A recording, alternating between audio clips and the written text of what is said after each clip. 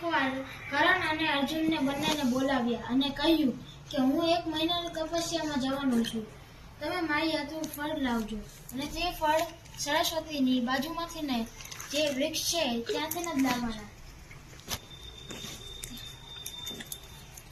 લાવવાના છે. તમે એકવાર ના તો એક જ ફળ તોડવાનું છે. તેમ કહ્યું અને બંને ચાલ્યા ગયા. તો ત્યાં સૌથી પહેલા કરણ પહોંચ્યો.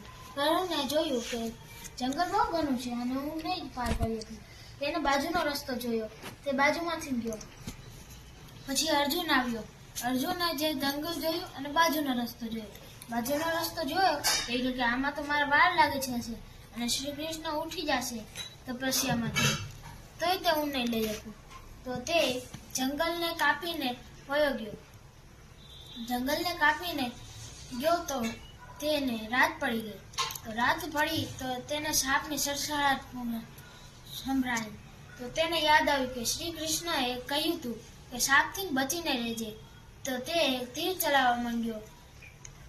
તેને ખબર ના હતી કે સાપ છે કે નહીં. તો તેને આભાસ થયું કે તેની આજુબાજુમાં બહુ મોટો સાપ છે અને તે સાપ એને ખાવા આવે છે. તો તેને કેટલા પણ તીર ચડાવે તો એ સાપ માનતો નથી અને એ સાપ એને છાતી ઉપર મારે છે.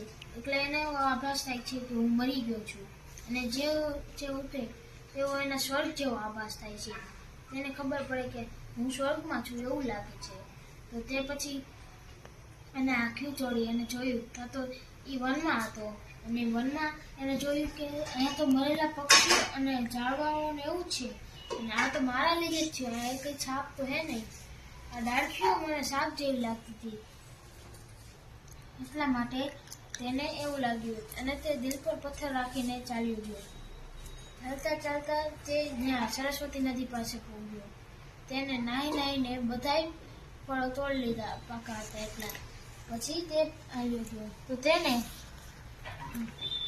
કેટલા પણ સાધુ મળ્યો. તે સાધુએ તેની પાસેથી એક ફળ માંગ્યું. તેને ફળ માંગ્યું તો એ કહે કે ના, આ શ્રી કૃષ્ણ માટે છે. તો એ કહે કે ના, આવું નહીં આપું. તો પછી બાબાએ કહ્યું કે આ મને ફળ આપી દે નકર હું તને શ્રાપ આવીશ. આવી રીતે કરતા કરતા એના કેટલાય ફળ ખોવાઈ ગયા. એની પાસે પછી એક જ વધ્યું. તો તે ચાલ્યો હતો. તો એને પાછે સામે એક સાધુ બેઠા હતા. એ કે અહીંથી જઈશ તો આ લઈ લે એક ફળ, આને હું નહીં આપું. તે બતા શ્રી કૃષ્ણ પાસે પહોંચ્યો. તે શ્રી કૃષ્ણ ધ્યાનમાં હતા. તેને એક સ્થાન ઉપર એ ફળ રાખી દીધું. પછી કર્ણ 10 દિવસ પછી ત્યાં પહોંચ્યો જંગલમાં. પછી તેને જોયું કે આ બધા ફળ તો પાકેલા હતા. એ તો અર્જુન લઈ ગયો. એ કાચા છે. એને રાહ જોઈ 2-3 દિવસ. તો બધા ફળ પાકી ગયા. તો તે એક વખત નાહ્યો અને પછી તે જેવો નાહવા ગયો તો સરસ્વતી નદીમાં તેવું જ તેને પીપળનું પાંદડું દેખાયું અને તેને યાદ આવ્યું કે શ્રી કૃષ્ણએ કહ્યું હતું પીપળના પાંદડાથી બચીને રહેજે. તો તેને એ પીપળનું પાંદડું પાડીને નદીની બહાર આવીને ત્યાં રાખી દીધું અને પછી એક ફળ કર્યું. તેવું તે બીજી વખત નાહવા ગયો તેવો તેના ઉપર પગ પડ્યો અને લપડીને પડી ગયો. એને ઘાત થયું. ભગવાને કીધું હતું કે એકને એક નદીમાં નાહવાનું છે અને એ નદી તો હવે વહેંચી ગઈ અને આ પાંદડું એનું જ છે. તો હવે હું એમાં કેમ નાહી શકું? તો હવે વહી ગઈ. એક વખત જ હું ફળ લઈ શકીશ. તો તેને આભાસ થયો કે આ દુનિયામાં કાંઈ રહેતું નથી, બધું વયું જ જાય, એક ક્ષણ હાથું જ વયું. તો તે બધી મોહ માયા ત્યાગીને ત્યાં એને એવું થયું કે પ્રકૃતિ મારી હારે અને પ્રકૃતિની હારે હું જોડાઈ ગયો છું. પછી તે ત્યાંથી ચાલ્યો ગયો. તેને રસ્તામાં એક બાબાજી મળ્યા. તેને કીધું કે મને એક ફળ આપ તારામાંથી. એને શાંતિથી આપી દીધું. પછી બાબાજીએ ખાયેલા ફળને બીજને થૂકી નાખ્યા જમીન પર. પછી કર્ણને ગંગાજળથી તે બીજોને ધોઈને પાંદડામાં લપેટીને પાછો શ્રી કૃષ્ણ આગળ ગયો અને અર્જુને જ્યાં સ્થાન બનાવ્યું ત્યાં રાખ્યું. તો અર્જુને કહ્યું કે આયા ના રાખ, લઈ લે. તો તેને શાંતિથી લઈ લીધું અને બીજી જગ્યાએ રાખ્યું. અને 30મા દિવસે જેવા ભગવાન ઉઠવાના હતા તે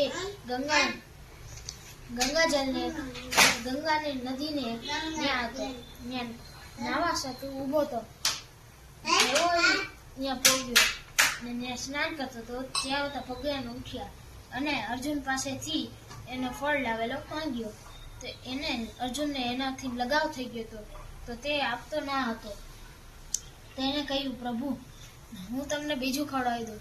અને એને તો ત્યાં સુધી કહી દીધું કે પ્રભુ આ જૂઠું છે, ગંધારું છે, તમે આ નહીં ખાઈ શકો. તો પ્રભુ કહે કે મારે ચાલશે, હું ચૂપચાપ ખાઈ લઈશ, તું મને આપ. તો એને ના આપ્યું ને ભાગી ગયો ત્યાંથી. અર્જુન જેવો ભાગવા ગયો તેવો તે એનું ફળ એ ગંગાજળમાં પડી ગયું. એ પણ કૂદકો મારીને એને બચાવવા ગયો તો એ ઘડીક વાર ગોઈતું એને, તો પછી બેહોશ થઈ ગયો. તો કર્ણને એને બચાવવા ગયો ને તો એને લાવ્યો બારે અને કહ્યું, શ્રી કૃષ્ણ આગળ મૂકતા આવ્યો. પછી શ્રી કૃષ્ણએ કર્ણને કીધું, તું જે લાવ્યો છો એ મને આપ.